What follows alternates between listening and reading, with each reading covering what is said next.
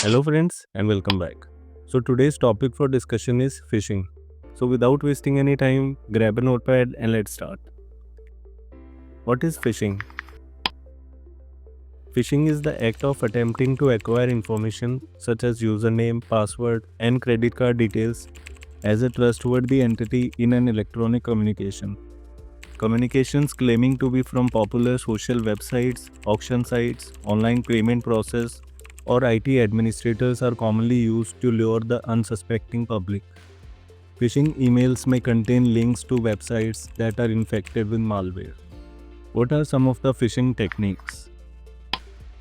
Link manipulation. Attackers use deceptive links that appear legitimate but actually lead to malicious sites. Filter evasion. Attackers use image based emails or other tricks to bypass spam filters. Website forgery. Fake websites that closely mimic real ones to steal user credentials. Phone phishing. It is also known as phishing, where attackers call victims pretending to be from legitimate company and trick them into revealing personal details. You might have also received such calls claiming to be from job provider site or any big company and offering you some job or work from home opportunity. So that is sort of phishing. What are some different types of phishing? Deceptive phishing. Sending a deceptive email in bulk with a call to action that demands the recipient click on a link. So if a attacker sends thousands of email, there will be victims who will click on the link. Malware based, running malicious software on user's machine. Various forms of malware based phishing are key loggers and screen loggers that capture your keystrokes and screen activity. Session hijackers intercept user session to gain unauthorized access. Web trojans. These create fake login forms to capture credentials like username and your password. Data theft.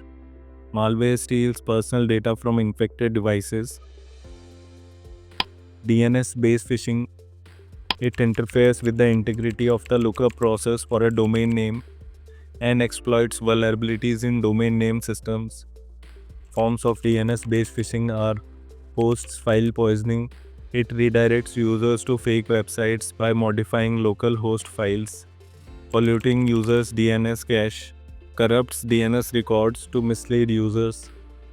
Proxy server compromise intercepts user traffic and redirects to phishing sites. Man in the middle phishing, where attacker positions himself between the user and the legitimate site, and the attacker can intercept all your communication. Content injection, inserting malicious content into legitimate site. There are three primary types of content injection phishing. Hackers can compromise a server through a security vulnerability and replace or augment the legitimate content with malicious content.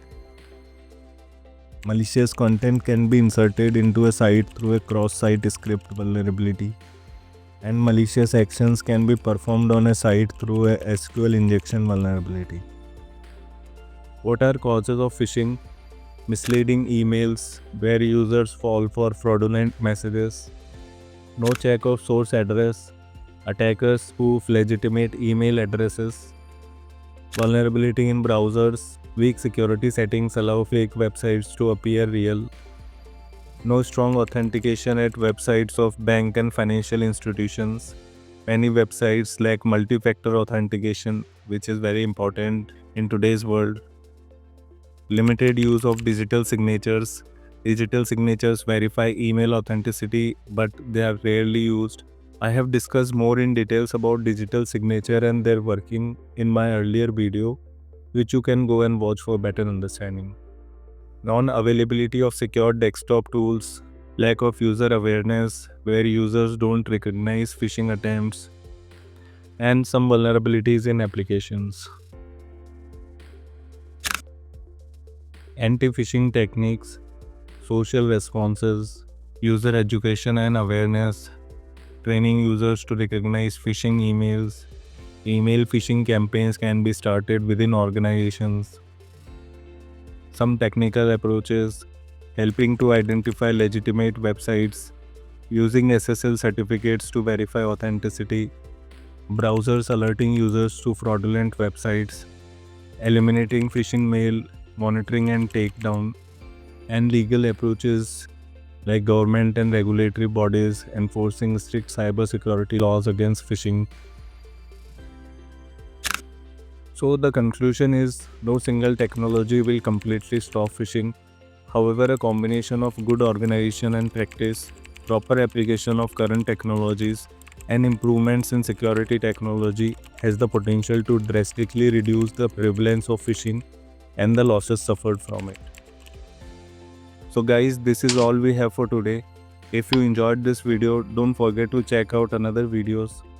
Subscribe for regular updates and consider joining me on LinkedIn. See you soon with another topic, another video. Till then, take care. Bye bye.